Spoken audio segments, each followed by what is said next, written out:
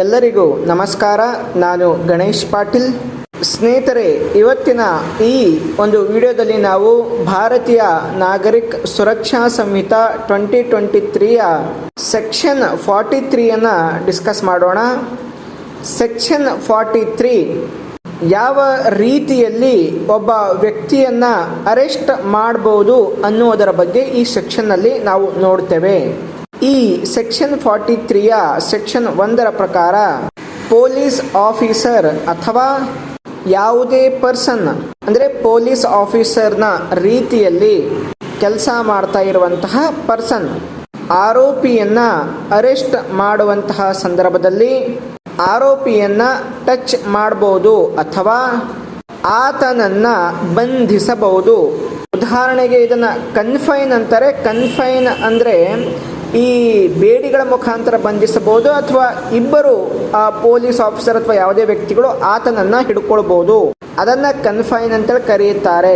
ಈಗ ಹೇಳಿದ್ವಲ್ಲ, ಇದು ಯಾವಾಗ ಮಾಡ್ಬೋದು ಅಂತಂದ್ರೆ ಹಾಗೂ ಇದನ್ನ ಯಾವಾಗ ಮಾಡಬಾರ್ದು ಅಂತಂದ್ರೆ ಯಾವುದೇ ವ್ಯಕ್ತಿಯನ್ನ ವರ್ಡ್ ಅಂದ್ರೆ ಶಬ್ದಗಳ ಮುಖಾಂತರ ಅಥವಾ ಯಾವುದೇ ಒಂದು ಆಕ್ಷನ್ ಮುಖಾಂತರ ಆತನನ್ನ ಕಸ್ಟಡಿಗೆ ತೆಗೆದುಕೊಳ್ಳಬಹುದಾದ್ರೆ ಆತನ ಸುಮ್ಮನೆ ಟಚ್ ಅಥವಾ ಕನ್ಫೈನ್ ಮಾಡಬಾರ್ದು. ಹೇಳಿದ ತಕ್ಷಣ ಬರುವಂತಹ ವ್ಯಕ್ತಿ ಆಗಿದ್ರೆ ಆತನನ್ನು ಸುಮ್ಮನೆ ಟಚ್ ಅಥವಾ ಕನ್ಫೈನ್ ಮಾಡಬಾರ್ದು ಅಂತ ಹೇಳಿದ್ರ ಅರ್ಥ. ಇದೇ ಸೆಕ್ಷನ್ ಅಲ್ಲಿ ಇನ್ನೊಂದು ಪ್ರೊವಿಷನ್ ಏನಿದೆ, ಕೆಲವೊಂದು ಕಾಂಟ್ರರಿ ಸರ್ಕಮ್ಸ್ಟಾನ್ಸಸ್ಗಳನ್ನು ಹೊರತುಪಡಿಸಿ ಅಥವಾ ಓರಲ್ ಇಂಟಿಮೇಷನ್ನ ಮೇಲೆ ಅರೆಸ್ಟ್ ಆಗುವ ರೀತಿಯಲ್ಲಿ ಅಲ್ಲಿ ಪ್ರಿಜ್ಯೂಮ್ ಕಾಣದೇ ಇದ್ದಾಗ ಮತ್ತು ಸರ್ಕಮ್ಸ್ಟಾನ್ಸಸ್ಗಳು ಆ ರೀತಿ ಇದ್ದಾಗ ಅಥವಾ ಅಲ್ಲಿ ಫಿಮೇಲ್ ಪೊಲೀಸ್ ಆಫೀಸರ್ ಇಲ್ಲದೆ ಇದ್ದಾಗ ಹೆಣ್ಣು ಮಗಳನ್ನು ಉಮ್ಯಾನ್ ಅನ್ನ ಅರೆಸ್ಟ್ ಮಾಡುವಂತಹ ಸಂದರ್ಭದಲ್ಲೂ ಕೂಡ ಆತಳನ್ನು ಟಚ್ ಮಾಡಬಹುದು ಅಥವಾ ಕನ್ಫೈನ್ ಮಾಡಬಹುದು. ಅಂದರೆ ಹೀಗೆ ಮೊದಲು ಹೇಳಿರುವಂಥ ಸರ್ಕಮ್ಸ್ಟಾನ್ಸಸ್ಗಳಲ್ಲಿ ಮಾಡಬಹುದು. ಒಂದು ವೇಳೆ ಇಲ್ಲದೆ ಇದ್ದಾಗ, ಆ ಥರದ ಸಂದರ್ಭಗಳು ಇಲ್ಲದೆ ಇದ್ದಾಗ ಪೊಲೀಸ್ ಆಫೀಸರ್ ವುಮೆನನ್ನು ಯಾವುದೇ ರೀತಿಯಲ್ಲಿ ಟಚ್ ಮಾಡೋ ಹಾಗಿಲ್ಲ ಮತ್ತು ಅವಳನ್ನು ಕನ್ಫೈನ್ ಮಾಡೋ ಹಾಗಿಲ್ಲ. ಫಿಮೇಲ್ ಪೊಲೀಸ್ ಆಫೀಸರ್ ಇದ್ರೆ ಅವಳೇ ಅವಳನ್ನು ಟಚ್ ಮಾಡಬೇಕು ಅಥವಾ ಕನ್ಫೈನ್ ಮಾಡಬೇಕು. ಇಲ್ಲ ಶಬ್ದಗಳ ಮುಖಾಂತರ ಅವಳು ಅರ್ಥ ಮಾಡ್ಕೊಳ್ಳೋ ಹಾಗಿದ್ದಾಗ ಅಂತಹ ಸಂದರ್ಭದಲ್ಲೂ ಕೂಡ ಆತಳನ್ನು ಟಚ್ ಮಾಡಬಾರ್ದು. ಬೇರೆ ಯಾವುದಾದ್ರೂ ಕಾಂಟ್ರರಿ ಸರ್ಕಮ್ಸ್ಟಾನ್ಸಸ್ ಇದ್ದಾಗ ಅವಾಗ ಟಚ್ ಮತ್ತು ಕನ್ಫೈನ್ ಮಾಡಬಹುದು. ಉದಾಹರಣೆಗೆ ಹೇಳಿದಾಗ ಸಭ್ಯ ಹೆಣ್ಮಗಳಾಗಿದ್ದರೆ ಅವಳನ್ನು ಟಚ್ ಅಥವಾ ಅರೆಸ್ಟ್ ಮಾಡಬಾರ್ದು. ಕೆಲವರು ಗೂಂಡಾ ಮೈಂಡ್ಸೆಟ್ನವರು ಇರ್ತಾರೆ, ಅಂಥ ಹೆಣ್ಮಕ್ಳನ್ನು ಟಚ್ ಅಥವಾ ಅರೆಸ್ಟ್ ಮಾಡ್ಬೋದು. ಅಂದರೆ ಅಲ್ಲಿ ಸರ್ಕಮ್ಸ್ಟಾನ್ಸಸ್ ರೀತಿ ಇದ್ದರೆ ಮಾಡಬಾರ್ದು. ಸರ್ಕಮ್ಸ್ಟಾನ್ಸಸ್ ನೋಡಬೇಕು.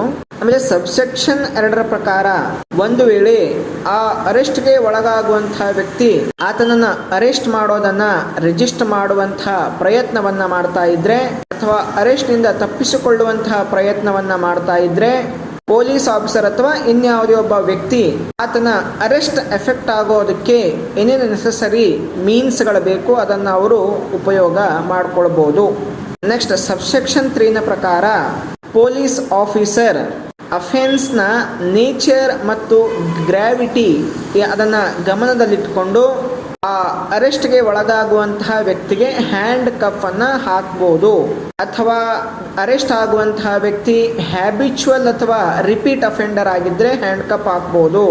ಅಥವಾ ಆತ ಕಸ್ಟಡಿಯಿಂದ ತಪ್ಪಿಸಿಕೊಳ್ಳುವಂತಹ ವ್ಯಕ್ತಿ ಆಗಿದ್ರೆ ಅಥವಾ organised crime, terrorist act, drug related crime ಅಥವಾ ಇಲ್ಲಿ ಯಾವುದೇ ರೀತಿಯ ಆರ್ಮ್ಸ್ ಅಥವಾ ಅಮ್ಯುನಿಷನ್ನ ಇಲ್ಲೀಗಲ್ ಪೊಸೆಷನ್ನಲ್ಲಿದ್ದಾಗ ಮರ್ಡರ್ ಮಾಡಿದ ಆರೋಪವನ್ನು ಹೊತ್ತಂತಹ, ರೇಪ್ ಮಾಡಿದ ಆರೋಪವನ್ನು ಹೊತ್ತಂತಹ, ಆಸಿಡ್ ಅಟ್ಯಾಕ್, ಕಾಯಿನ್ಸ್ ಮತ್ತು ಕರೆನ್ಸಿ ನೋಟ್ಸ್ಗಳನ್ನು ಕೌಂಟರ್ ಫೀಟನ್ನು ಮಾಡಿದಂತಹ ಅಥವಾ ಹ್ಯೂಮನ್ ಟ್ರಾಫಿಕಿಂಗ್ ಅಥವಾ ಚಿಲ್ಡ್ರನ್ಗಳ ವಿರುದ್ಧ ಸೆಕ್ಸುವಲ್ ಅಫೆನ್ಸಸ್ ಅನ್ನು ಮಾಡಿದಂತಹ ಅಥವಾ ಸ್ಟೇಟ್ ರಾಜ್ಯದ ವಿರುದ್ಧ ಅಫೆನ್ಸಸ್ಗಳನ್ನು ಮಾಡಿದಂತಹ ಆರೋಪವನ್ನು ಹೊಂದಿರುವಂತಹ ಅಕ್ಯೂಸ್ಡ್ ವ್ಯಕ್ತಿಯಾಗಿದ್ದರೆ ಅರೆಸ್ಟ್ಗೆ ಒಳಗಾಗ್ತಾ ಇದ್ರೆ ಅಂತಹ ವ್ಯಕ್ತಿಗೆ ಕೂಡ ಹ್ಯಾಂಡ್ ಕಪ್ ಅನ್ನು ಹಾಕಬಹುದು.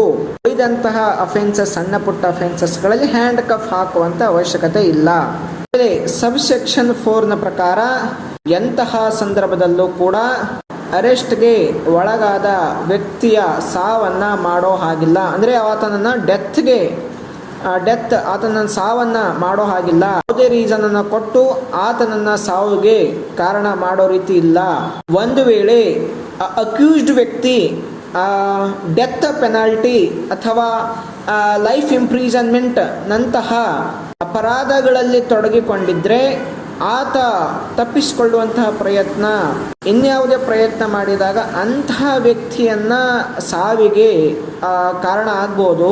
ಆದರೆ ಅಮಾನ್ಯ ಅಪರಾಧಗಳನ್ನು ಮಾಡಿದಂತಹ ವ್ಯಕ್ತಿಯನ್ನು ಯಾವುದೇ ರೀತಿಯಲ್ಲಿ ಸಾವಿಗೆ ಕಾರಣ ಆಗಬಾರ್ದು.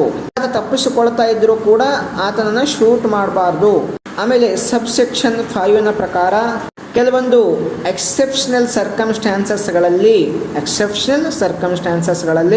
ಸನ್ಸೆಟ್ ಆದ ನಂತರ ಅಥವಾ ಬಿಫೋರ್ ಸನ್ರೈಸ್ ಯಾವುದೇ ಹೆಣ್ಣು ಮಗುವನ್ನು ಅರೆಸ್ಟ್ ಮಾಡೋ ಹಾಗಿಲ್ಲ. ಆದರೆ ಕೆಲವೊಂದು ಎಕ್ಸೆಪ್ಷನಲ್ ಸರ್ಕಮ್ಸ್ಟಾನ್ಸಸ್ಗಳಲ್ಲಿ ವುಮನ್ ಪೊಲೀಸ್ ಆಫೀಸರ್ ರಿಟರ್ನ್ ರಿಪೋರ್ಟನ್ನು ರೆಡಿ ಮಾಡಿ ಫಸ್ಟ್ ಕ್ಲಾಸ್ ಜುಡಿಷಿಯಲ್ ಮ್ಯಾಜಿಸ್ಟ್ರೇಟ್ ಅವರಿಂದ ಪ್ರಿಯರ್ ಪರ್ಮಿಷನನ್ನು ಪಡ್ಕೊಂಡು, ಅಂದರೆ ಯಾವ ಜುಡಿಕ್ಷನಲ್ಲಿ ಆ ಹೆಣ್ಮಗಳು ಆರೋಪಿಯ ಸ್ಥಾನದಲ್ಲಿ ನಿಂತಿರ್ತಾಳೆ ಆ ಒಂದು ಜುಡಿಷಿಯಲ್ ಮ್ಯಾಜಿಸ್ಟ್ರೇಟ್ ಪ್ರಿಯರ್ ಪರ್ಮಿಷನ್ ತಗೊಳ್ಬೇಕು. ಹಾಗೆ ಆದಮೇಲೆ ಆ ಹೆಣ್ಣು ಮಗಳನ್ನು after sunset before Sunrise arrest ಮಾಡಬಹುದು. ಸ್ನೇಹಿತರೆ, ಈ ರೀತಿಯಾಗಿ ಯಾವುದೇ ವ್ಯಕ್ತಿಯನ್ನು ಅರೆಸ್ಟ್ ಮಾಡಬೇಕು. ಸೆಕ್ಷನ್ 43 ಏನು BNSS ಸೆಕ್ಷನ್ 43 ಇದೆಯಲ್ಲ, ಇದು ಕೋಡ್ ಆಫ್ ಕ್ರಿಮಿನಲ್ ಪ್ರೊಸೀಜರ್ನ ಸೆಕ್ಷನ್ 46ಗೆ ಹೋಲುತ್ತೆ, ಕರೆಸ್ಪಾಂಡ್ ಮಾಡುತ್ತೆ.